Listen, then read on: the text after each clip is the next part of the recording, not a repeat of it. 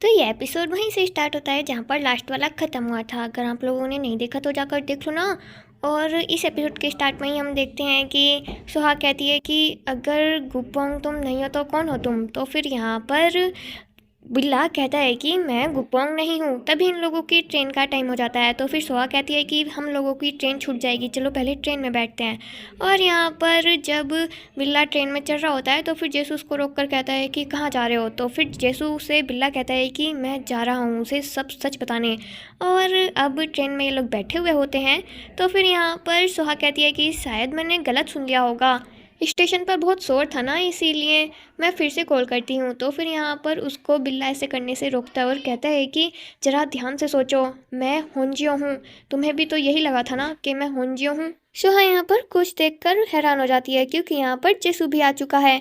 और सुहा उससे कहती है कि अगर तुम यहाँ हो तो फिर होंजियो का क्या, उसका कौन ध्यान रखेगा। तो फिर यहाँ पर बिल्ला कहता है कि मैं तो यहीं हूँ ना तुम्हारे पास। अब जेसू तो जाकर अपनी सीट पर बैठ जाता है। तो फिर यहाँ पर सुहा कहती है अगर तुम बिल्ले हो तो फिर जल्दी से बिल्ला बनकर दिखाओ। तो फिर होंजियो चारों तरफ देखता है और कहता है कि यहाँ पर। तो फिर सुहा कहती है कि हाँ बस करो, तुम इससे अच्छा ये बोल सकते हो कि तुम टेलीपोर्ट कर सकते हो, तुम अपनी मोम के पास भी हो और मेरे साथ भी हो। हाँ, इस पर मैं ज़्यादा अच्छे से विश्वास कर लूँगी, ना कि इस पर करूँगी कि तुम होंजियो हो। अब जेसू बिल्ले को इशारों से साइड में मिलने के लिए बुलाता है और कहता है कि आप क्या करोगे। तो फिर बिल्ला कहता है कि वो तो मुझ पर विश्वास ही नहीं कर रही है। तो फिर जेसू कहता है कि अगले स्टेशन पर मेरे साथ उतर जाना। लेकिन बिल्ला जवाब देता है कि नहीं, मैं ऐसा नहीं करूँगा, मैं उसे छोड़कर नहीं जाऊँगा, मैं भागना नहीं चाहता, तुम भी तो हमेशा यही करते आए हो, मैं ऐसा नहीं करूँगा। भले ही सच जानने के बाद सुहा मुझे छोड़ दे, लेकिन मैं पहले उसे नहीं छोड़ूंगा। और ये कहकर वो चला जाता है। सुहा और बिल्ला दोनों गिफ्ट खरीद रहे होते हैं क्योंकि सुहा के डैड का बर्थडे जो है, यहाँ पर पीछे पीछे जेसू भी इनके साथ होता है। और जेसू से बिल्ला पैसे मांगता है गिफ्ट खरीदने के लिए और कहता है कि मेरे पार्ट टाइम जॉब के तो पैसे देने बनते हैं ना तुम्हें। और वो उन पैसों से सुहा के डैड के लिए गिफ्ट खरीद लेता है। और यहाँ पर जेसू भी पीछे नहीं रहता, वो भी गिफ्ट खरीदता है। ये लोग अब आगे जाते हैं और बस स्टैंड पर उतर जाते हैं। सुहा कहती है कि उन्होंने कहा था कि यहीं पास में उनका घर है। वो यहाँ पर बैठी हुई दो आंटियों से पूछती है इसके बारे में, उनको तो कुछ पता नहीं होता। लेकिन पीछे से जेसू बिल्ले से कहता है कि तुम्हें इसे और आगे तक नहीं करना चाहिए, तुम्हें पता है ना सुहा के डैड दिल के बीमार हैं, तुम यहाँ से जा रहे हो या फिर नहीं। तो फिर बिल्ला कहता है कि मैं सब जानता हूँ, तुम चुप रहो। तभी यहाँ पर सुहा की स्टेप मॉम भी आ जाती है। उनको देखकर सुहा शर्माने लगती है और कहती है कि मेरे साथ कोई और भी है। खैर वो यहाँ पर बिल्ले की बात कर रही थी, लेकिन उसकी मॉम देखती है कि ये हैंडसम लड़का है और वो कहती है कि अरे वाह, तुम अपने बॉयफ्रेंड के साथ आई हो। यहाँ पर बिल्ला नहीं होता है। जब सुहा देखती है तो फिर वो कहती है कि गुप्पोंग कहाँ है। तो फिर उसकी मॉम कहती है कि वो तो फोटो लेने चला गया। अब यहाँ पर सुहा सैड हो जाती है और कहती है कि वो चला गया।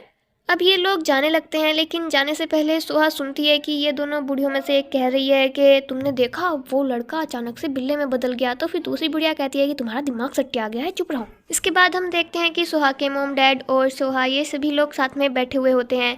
यहाँ पर सुहा के डैड सुहा से कहते हैं कि क्या ये अभी भी तुम्हें परेशान करता है। और यहाँ पर सुहा मुस्कुराते हुए अजीब सा रिएक्शन देकर कहती है कि नहीं, मैंने इन्हें कुछ नहीं बताया। तो फिर इस पर इसकी मॉम कहती है कि तुम्हारे डैड देखते और समझते सब हैं, बस जताते नहीं हैं। इसके बाद सुहा कहती है कि वैसे हम दोनों अब साथ नहीं हैं। और सुहा के डैड सब देखते हुए कहते हैं जेसू से कि तुम जा चुकी बस को रोकने की कोशिश कर रहे हो। सुहा कहती है कि यहाँ पर गुप्पोंग को आने दो, उसके बाद मैं सब बताती हूँ। तभी यहाँ पर रियल वाला गुप्पोंग आ भी जाता है और उसको देखकर सुहा चौंक जाती है और कहती है कि लंबे बालों वाला लड़का। जैसे ही सुहा को पता लगता है कि ये गुप्पोंग है तो फिर वो बहुत ही ज़्यादा फ्रस्ट्रेट हो जाती है और वो तुरंत घर से बाहर निकल जाती है। उसके पीछे पीछे जेसू भी जाता है और सुहा कहती है कि वो तो गुप्पोंग नहीं है ना, तुम तो जानते हो ना। तो फिर इस पर जेसू बताता है कि तुम्हारे साथ जो रहता है वो गुप्पोंग नहीं है, वो कोई और है। सुहा कहती है कि तो फिर कौन है वो। तो फिर इस पर जेसू को बताना पड़ता है कि वो होंजियो है। तो फिर इस पर सुहा कहती है कि तुम ये बकवास करना बंद करो और मुझे अकेले छोड़ दो। और वो यहाँ से चली जाती है।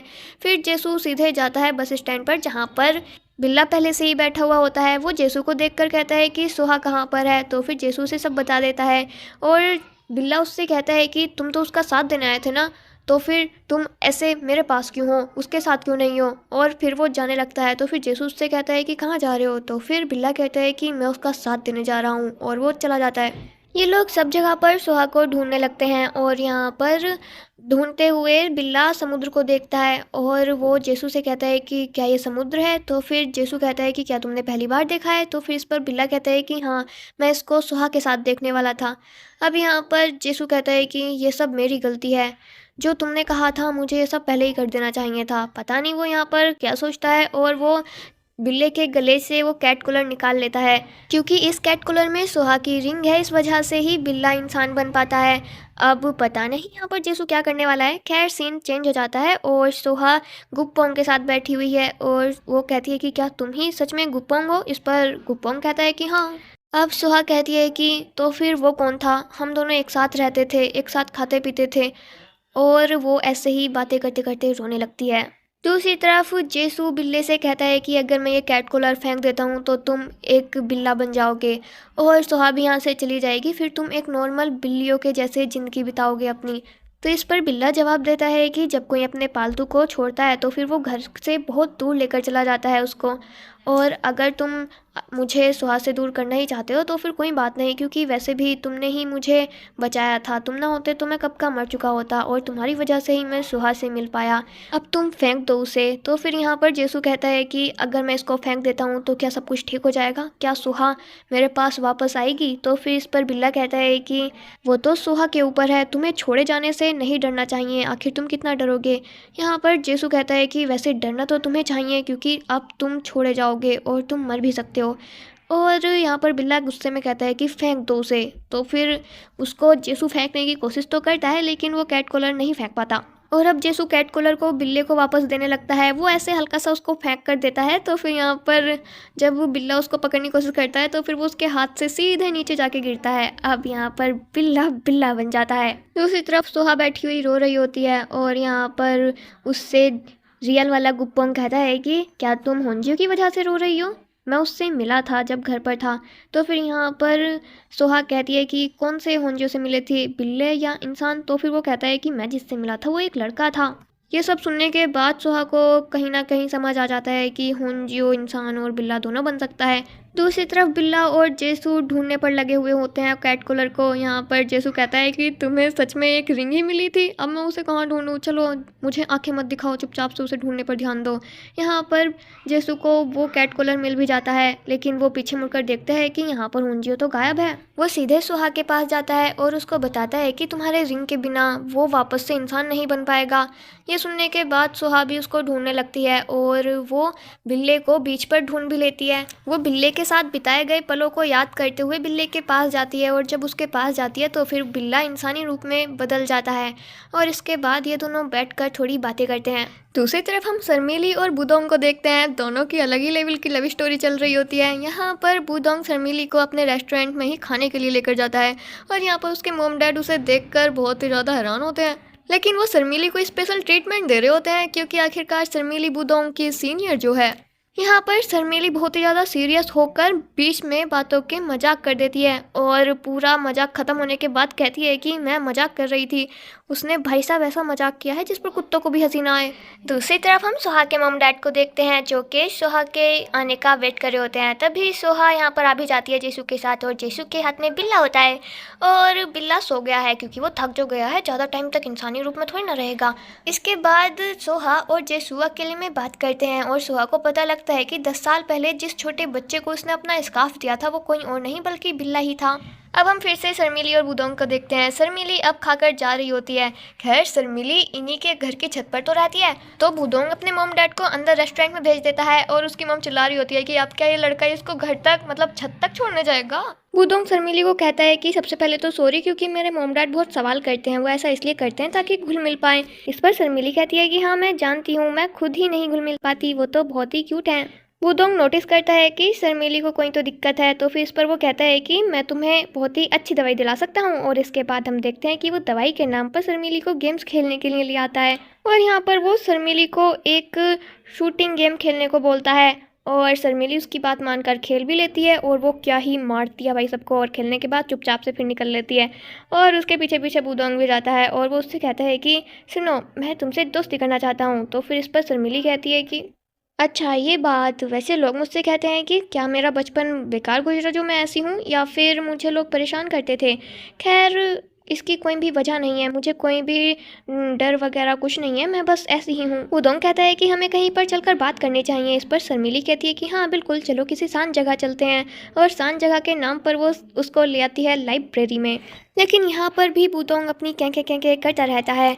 लाइब्रेरी में काम करने वाले लोग उनको शोर कम करने के लिए बोलते हैं, और अब ये लोग यहाँ से जाने लगते हैं।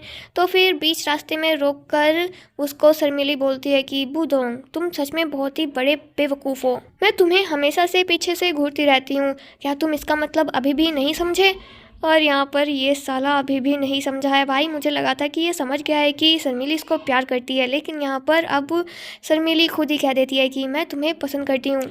और वो बताती है कि हाई स्कूल में कैसे वो मिले थे। और यहाँ पर बुतोंग को तो इसके बारे में बिल्कुल भी याद नहीं होता, लेकिन शर्मिली कहती है कि क्योंकि तुम्हें बिल्कुल भी याद नहीं है मेरे बारे में, लेकिन फिर भी तुम मेरे साथ एकदम अच्छे से रहते हो, तुम एकदम ऑनेस्ट हो, इसीलिए मुझे तुम पसंद हो। सीन फिर से जेसू और सुहा पर जाता है। जेसू सुहा को पहली बार अपनी लाइफ स्टोरी बताता है। वो बताता है कि मुझे मेरे पेरेंट्स ने बचपन में ही एक नोट के साथ छोड़ दिया था, और मुझे 4 बार अडॉप्ट किया गया, लेकिन मुझे बार बार छोड़ दिया गया।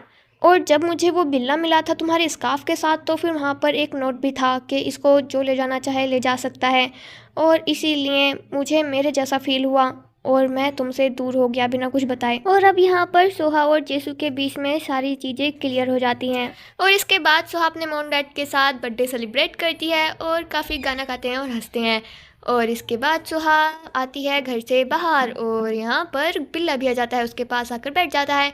और यहाँ पर अब दोनों थोड़ी बातें करते हैं। सोहा कहती है कि जब हम दोनों पहली बार मिले थे तो तुम्हें तो वो सपने जैसा लगता होगा ना। तो फिर बिल्ला हमें जवाब देता है। सोहा कहती है कि मुझे भी वो दिन बहुत ही अच्छे से याद है, क्योंकि मैं एक बच्चे को घर लाई थी, लेकिन वो अचानक से कहीं गायब हो गया। मैं हमेशा सोचा करती थी कि उसका क्या हुआ होगा। अब यहाँ पर बातों के बीच में बिल्ला सोहा का हाथ पकड़ने की कोशिश करता है, लेकिन सोहा हाथ पीछे हटा देती है और फिर कहती है कि सॉरी, मुझे ये सब समझ नहीं आ रहा है, मैं तुम्हें कैसे एक्सेप्ट करूं, मुझे नहीं समझ आ रहा है, तुम मुझे थोड़ा टाइम दो प्लीज़। तभी यहाँ पर सोहा के डैड घर से बाहर आ जाते हैं। वो पूछते हैं कि तुम किससे बात कर रही थी। तो फिर सोहा पीछे देखती है तो फिर बिल्ला तो गायब होता है। तो सोहा बहाना मार देती है कि मैं कॉल पर थी। सोहा के डैड बैठ जाते हैं और यहाँ पर उन्होंने वो शर्ट पहनी हुई थी जो कि बिल्ले की तरफ से गिफ्ट था। तो फिर वो कहते हैं कि इसके लिए थैंक यू। तो फिर सोहा कहती है कि ये मेरी तरफ से गिफ्ट नहीं है, ये किसी और की तरफ से है। और वो अपने डैड से बोलती है कि क्या डैड तुम मेरी कहानी सुनना चाहोगे। इस पर वो कहते हैं कि हाँ बिल्कुल। और वो बस यही कहती रह जाती है कि एक बिल्ला, क्योंकि उसे बिल्ले का नाम लेते ही बस रोना आने वाला था। और यहाँ पर उसके डैड को लगता है कि सोहा उस बिल्ले की बात कर रही है जिसको घर लेकर आई है। अब वो उस बिल्ले को अपने साथ नहीं रख पाएगी, इसीलिए वो शायद रो रही है। और वो कहते हैं कि हाँ, एक बिल्ले को संभालना बहुत मुश्किल हो सकता है, क्योंकि तुम घर पर रहोगी, उसका ध्यान रखोगी, या फिर तुम जॉब पर जाओगी, और बिल्ले को लेकर कहीं बाहर भी तो नहीं जा सकती हो ना। इसीलिए तुम उस बिल्ले को यहीं पर छोड़ो और जाओ अपनी लाइफ जियो।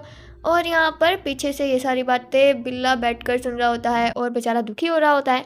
और ये सीन तो मुझे कुछ खास समझ आया नहीं, लेकिन यहीं पर ये एपिसोड ख़त्म कर देते हैं भाई। मतलब इस सीन पर तो ये एपिसोड नहीं ख़त्म करना चाहिए था, पर कोई बात नहीं। अभी के लिए टाटा बाय बाय। नेक्स्ट एपिसोड में कुछ ना कुछ कमाल ज़रूर होगा, तो अभी के लिए टाटा, जल्द मिलते हैं, लव यू।